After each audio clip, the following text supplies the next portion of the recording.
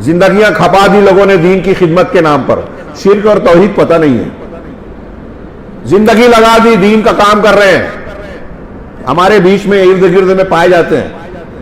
میں مذاق اور تردید کے طور پر نہیں، ہمدردی کے طور پر کہہ رہا ہوں، انہیں سمجھایا جائے، محنت کر رہے ہیں، وقت لگا رہے ہیں، پیسہ لگا رہے ہیں، اور نہ جانے کیا کیا ان کے جذبات ہیں، لیکن آپ ساری محنت کرنے کے بعد اگر شرک اکبر، کفر اکبر، بدعت میں، اور ایسی بدعت جو کفر تک پہنچانے والی اگر مبتلا ہیں، تو آپ کے سارے اعمال بیکار ہیں۔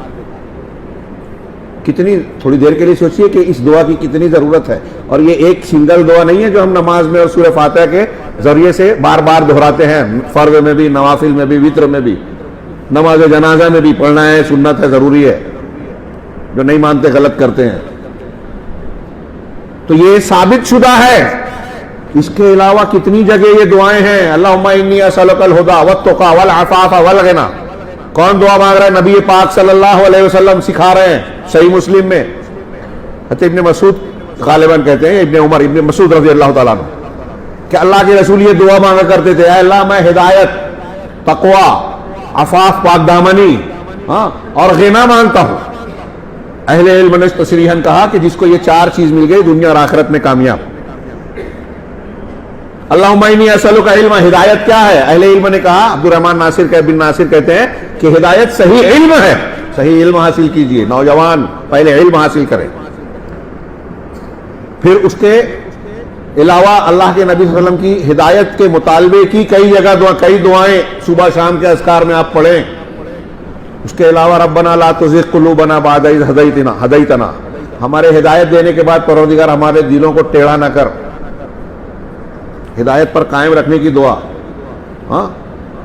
اللہ کے نبی سے حضرت عائشہ سے پوچھا کہ آپ کی زیادہ تر دعا کیا ہوتی تھی؟ تو کہتی تھی کہ آپ زیادہ تر دعا مانگتے تھے یا مقلب القلوب ثبت قلبی علی دینک، اے دلوں کو پھیرنے والے میرے دل کو اپنے دین پر جمائے رکھ۔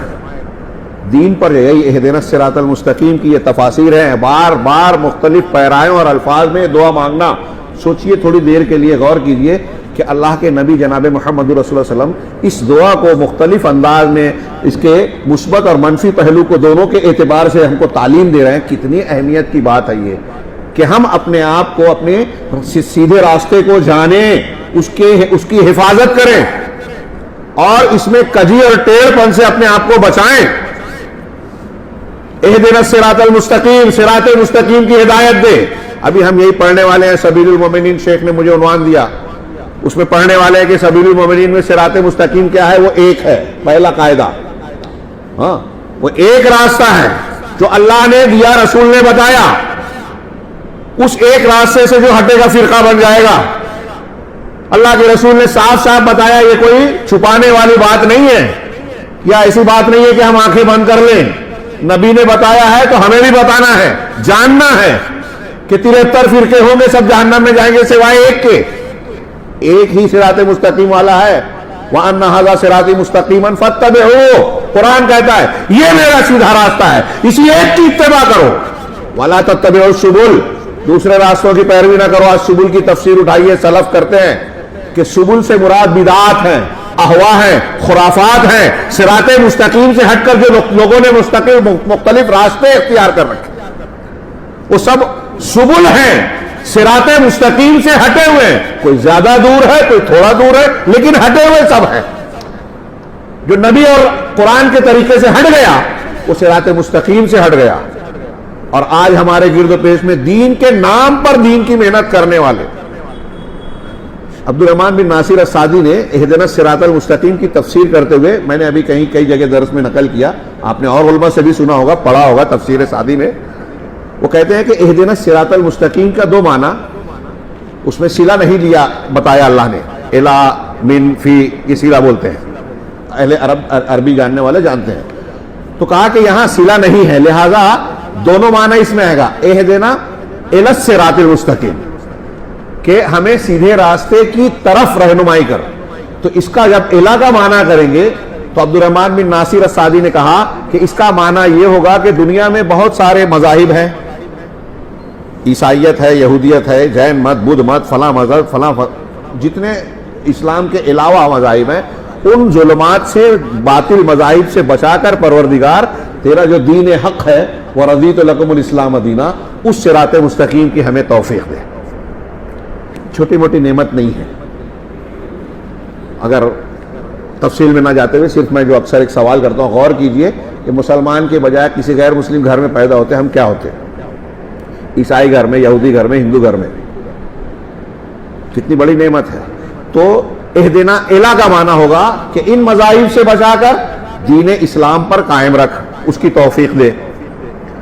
اور اگر اس کو کہے اہدنا فی الصراط، صراط مستقیم کے اندر ہم کو ہدایت دے، تو اب صراط مستقیم کو لوگوں نے بانٹ دیا، اس میں صحیح راستے پر قائم رکھ، یعنی بہت سے منہج ہیں، بہت سے مسلک لوگوں نے بنا لیے، کوئی پیر صاحب کو مان رہا ہے، کوئی فلاں عقلی مذہب کو مان رہا ہے، کوئی دانشور اور مفکر کے نام پر انکار حدیث کی طرف جا رہا ہے، کوئی حکومت قائم کرنے کی بات کر رہا ہے، توحید کو توحید حاکمیت میں سمیٹ دیا، دین کو سیاست بنا دیا، کسی نے فضائل کو دین میں سمیٹ دیا، کوئی جو ہے وہ صرف روحانیت کے نام پر تصوف کو اختیار کر رہا ہے، کوئی رافضیت خارجیت کے طریقوں کو اختیار کر رہا ہے۔ ان تمام سے بچا کر اس راستے پر چلا جو تیرے نبی کا اور صحابہ کا منہج ہے۔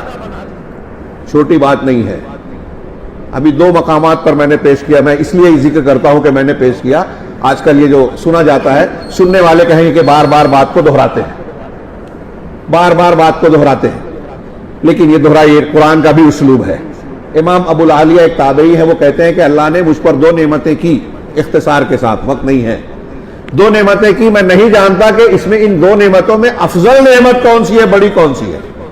ایک یہ کہ انہدانی للاسلام، مجھے اللہ نے اسلام کی ہدایت دی، مسلمان بنایا۔ دوسرے یہ کہ مجھے حروری نہیں بنایا۔ اس وقت خارجیوں کو حروری بھی کہا جاتا ہے، حرورہ شہر کا نام تھا، اس کی طرف نسبت، اور اس وقت اہل بدعت میں اتنے فرقے نہیں تھے، تابعین کا دور تھا یہ، حروری، روافظ، مرجیہ، ایسے چند فرقے پیدا تھے۔ تو مجھے حروری نہیں بنایا، مطلب یہ کہ مجھے بدعتی نہیں بنایا، اللہ کے رسول اور صحابہ کے منہج پر عمل کرنے والا بنایا۔ تھوڑی دیر کے لیے میں کہتا ہوں غور کیجئے کہ ایک تابعی اور بہت بڑے عالم تھے، وہ ان کی تفسیر اور حدیث میں تشریحات میں ان کے اقوال دیکھیے تو ان کے علم کی گہرائی کا اندازہ لگے گا۔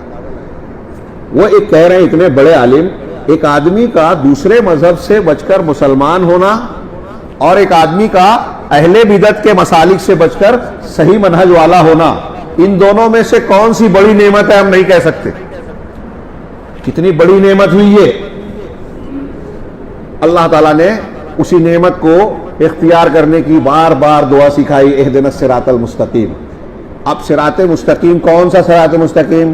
صراط الذین انعمت علیہم، ان لوگوں کا راستہ جن پر تو نے انعام کیا، ان لوگوں کا راستہ جن پر تو نے انعام کیا۔ انعام یافتہ کون ہے؟ تفصیل کا موقع نہیں، سورہ نساء کی آیت کی روشنی میں من یطع اللہ ورسولہ کیا ہے، فاولئک مع الذین انعم اللہ من النبیین والصدیقین والشہداء والصالحین کے تحت کہتے ہیں کہ انبیاء، صدیقین، شہداء اور صالحین۔ انبیاء کے بعد صدیقین اور شہداء صالحین میں سر فہرست کون ہے؟ سب سے نیک لوگ۔ انبیاء کے بعد سب سے اونچا درجہ کن لوگوں کا ہے انسانی طبقات میں؟ پوچھ رہا ہوں، ہمارے عقیدے کی چیز ہے۔ صحابہ کرام